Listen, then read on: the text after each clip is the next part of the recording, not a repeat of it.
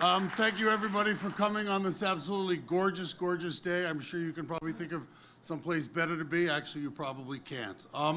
You are in luck. I'm standing in front of a microphone, but Congresswoman Nydia Velázquez was quite eloquent when I stood up behind her, and she turned around and said, "Shut up." So I will be ever so brief because it's my enormous privilege to introduce our next guests. The great American baseball player Satchel Paige once said, "It ain't bragging if you deliver." And so I'm proud to be able to talk about a man who has delivered for this city of New York. The first educational initiative in this city in decades with pre-K, changing how families educate their children. Rising test scores in our schools in a way that many people thought the transition was unimaginable. This past April, I think we saw the lowest crime rate for the city of New York ever in a month of April, and you probably can't find a more important statistic that makes New York what it is today, and more importantly, a bright, bright future going forward.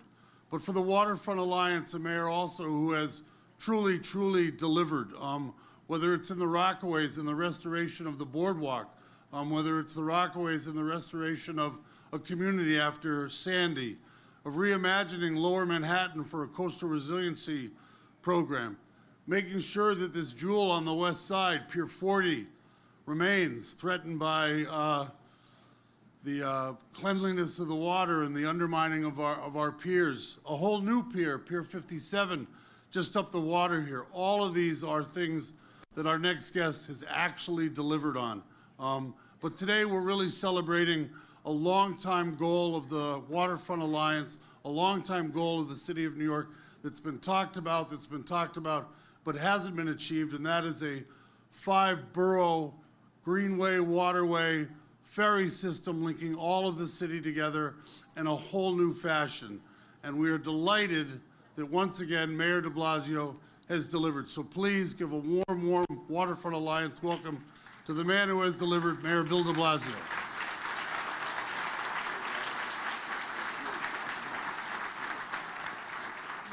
Thank you, Chris. And Chris, I want to tell you, for years and years, you have served this city in so many ways, and your passionate advocacy for the waterfront is one of the things that helps us to keep moving forward. Let's thank Chris Ward for all he does. And I want to say up front, I want to express my admiration about the work of my colleague, Mayor Ras Baraka of Newark, because he is taking a city forward that everyone knows has had its share of challenges.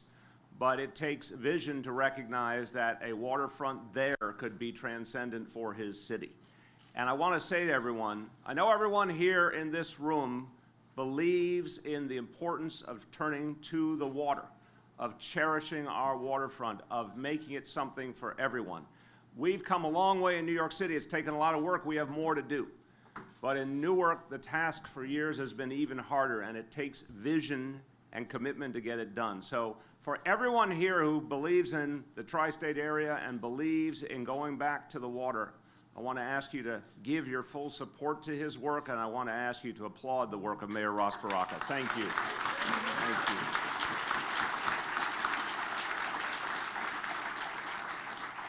Just got to say up front, some thanks to people here, old friend and colleague, also one of the great passionate voices for our waterfront in this city, Roland Lewis of the Waterfront Alliance. Thank you so much.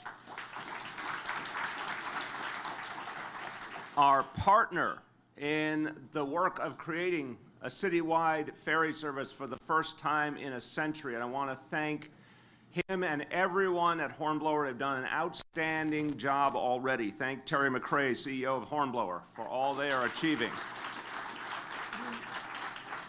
And I believe Congresswoman Nydia Velázquez is here, or if she's not, I still want to say she's been a great proponent of focusing on the waterfront. Her district includes some of the crucial areas we have to do more on in the city. So thanks to Congresswoman Velázquez. So look, we have to turn to the water. I'm preaching to converted, I know, but I want to say it very clearly. Look at the history. For decades and decades, this city and cities all over the country made a mistake. We turned away from our most precious resource. And you know, it's so interesting in the context of history. New York City became great for the water. One of the great maritime cities on the globe for decades and decades. And we became great because we were given this beautiful resource to cherish, and then somehow it fell out of vogue. Somehow the idea was put everything that people didn't want to be around by the water and block off the water from the people. It made no sense. And it was part of a time in our history where we, unfortunately, as a society, were degrading our environment all the time.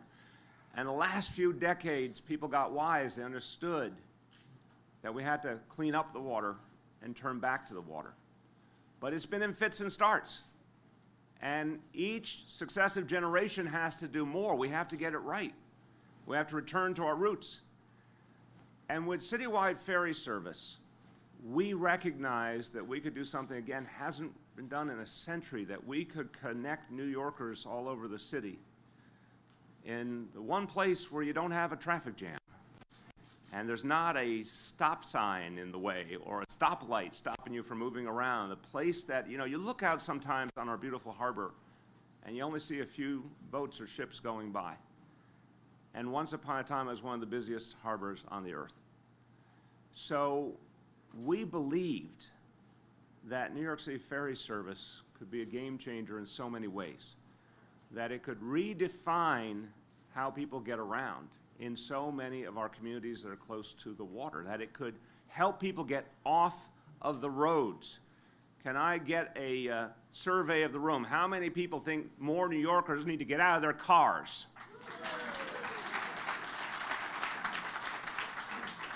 And we love that more and more people have taken mass transit over the years, but now we have subways that are overcrowded. And we need to get people to take different alternatives that will help us spread out all the people in this ever-growing city. And here are the waterways waiting to be part of the solution. So NYC Ferry really opens up a new era for this city. And it's got limitless potential. I want people to understand this. We started on May 1st, knowing that this could keep growing and growing. The famous phrase, if you build it, they will come. Well, I gotta tell you, we've seen 49,000 people take this ferry already, just in the course of days.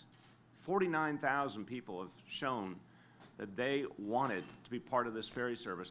This has limitless potential to change this city, to provide a clean and positive and safe and enjoyable way to get around, and to address the congestion problem that we all face all the time. So I'm so proud of the folks who made this happen. And let me say at the outset, everyone associated with NYC Ferry, and to all of our colleagues at EDC, they did something, I want to remind everyone, ahead of schedule, on budget. They have done something amazing. Let's give them all a big round of applause.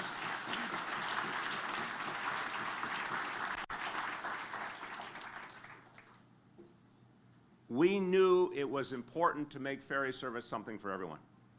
Everyone in this room knows there has been ferry service in different pieces around the city for years, but part of the problem was it cost too much for everyday New Yorkers. This is an administration that believes in inclusion, believes in equity. My fear, and I've stated it many times, is a New York City that loses its way because it becomes exclusive. A New York City that becomes a place only for those of means and not for everyday people. The magic of New York City for generations has been, it's the open city.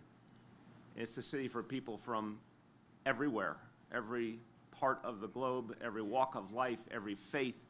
It's been a place where anyone could make it. It's been a place that rewarded the folks who grew up here, went through our public schools, went to our city universities. This has been a place with an egalitarian soul that worked because we always made sure it could be for everyone. That's been threatened in recent years with an affordability crisis that we've never seen before, literally never seen anything like it in the history of the city until the last decade or two. So ferry service existed, and it was good, it existed, but it was priced so high that for so many New Yorkers, it just couldn't be part of their lives. So many people just struggling to get by each day economically. So we made a decision. We said, we want ferry service to be for everyone. So we made sure when you get on that ferry, you pay the same price as a subway fare. It is ferry service for everyone.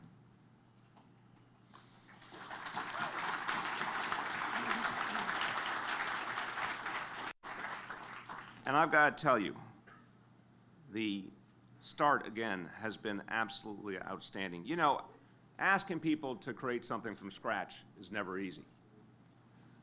And when you're out there in the water, there's plenty of challenges. There was an oil spill the other night at a Con Ed facility, and NYC had to keep going, NYC Ferry had to keep going despite it, and they managed to keep going on schedule despite that curveball thrown at them. This service has been extraordinary. I talked to some folks in the Rockaways who feel particularly a debt of gratitude to everyone who's created this ferry service. You know, the Rockaways, and true, by the way, of the Rockaways, but of other communities that are going to be served by NYC Ferry, including Soundview in the Bronx and Red Hook in Brooklyn. The Rockaways folks felt for so long that they didn't have enough access to the rest of the city. And they had heard promises for a long time that their issues would be addressed, but they didn't see it. What everyone involved with NYC Ferry has done is they have really righted a historical wrong. Instead of allowing the sad disconnect between the Rockaways and the rest of the city to continue, folks who created this ferry system went out to the Rockaways, asked people what they needed, created a brand new ferry dock, created a shuttle bus service to make sure that people from all over the peninsula could reach the ferry. There's a lot of people in the Rockaways who have every right to be cynical about whether government would deliver for them. But I gotta tell you, when I was out there the day we took the first trip, I heard from people something really powerful. They said, this administration kept our promise. And the Rockaways now can feel more connected than ever, and people can have opportunity they would not have had. And that means people in the Rockaways having easier access to jobs, education. It also means that for people from all over the city, it's easier to get to the Rockaways, a beautiful part of our city, a place that now I think is going to see a surge in business and employment in the Rockaways because more and more New Yorkers will go there. So there are so many reasons to turn back to the water, because it's beautiful, because in so many ways it is a cleaner and safer way to get around, because it's a nicer way to get around, but also it creates opportunity. For all the people now working as part of NYC Ferry, they're experiencing opportunity. For all the folks who are going to be able to get to school or get to a new job more easily, they're experiencing opportunity. For all the communities that felt cut off, they're experiencing opportunity. This is what it's all about, and we've only just begun. Now I got to tell you, commitment to getting back to the water takes many forms. And another thing we announced in the last few days, I'm very proud of. We knew that the idea of a greenway all around the island of Manhattan had been talked about for decades. And there have been real progress along the way, like Hudson River Park. But still to this day, you just can't go all around this beautiful island. You can't experience the waterfront as a whole. And that's a loss to everyone in this city. And it's a loss to our visitors. And it's a loss to folks, particularly in neighborhoods that have been underserved in the past, because some of the places where we have the least access to the waterfront are also places of lesser means. We want to right that wrong too. So I announced in this budget, we have started the process with first a major leg on the east side of Manhattan, the biggest piece that we have to address to get this whole thing done. We've committed $100 million to the next phase of finishing the greenway around Manhattan. And in the coming months, we will create a plan to finish it all. So one day, all of us will be able to go around the whole thing and experience the waterfront together.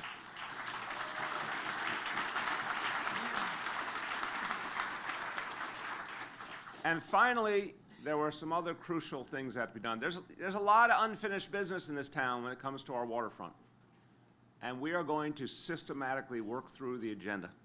One of the things right here, 40, which everyone knows, was in great danger, literally physically crumbling. We came up with a plan working with our local elected officials and secured $100 million to save Pier 40 and to make it a place for everyone. We're very proud of that initiative, and we're very proud of having acquired the last piece of Bushwick Inlet Park in Brooklyn for that community.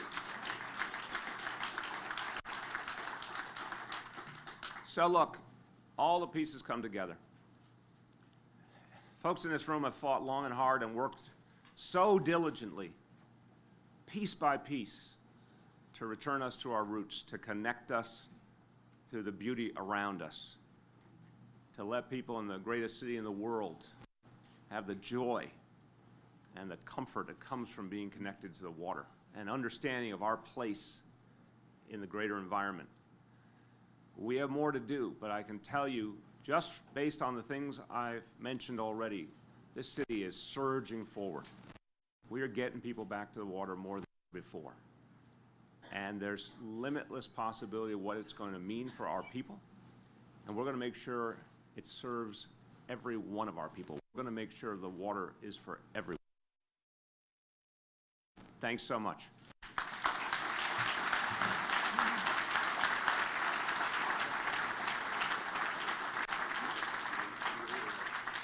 Let's hear it for our waterfront mayor.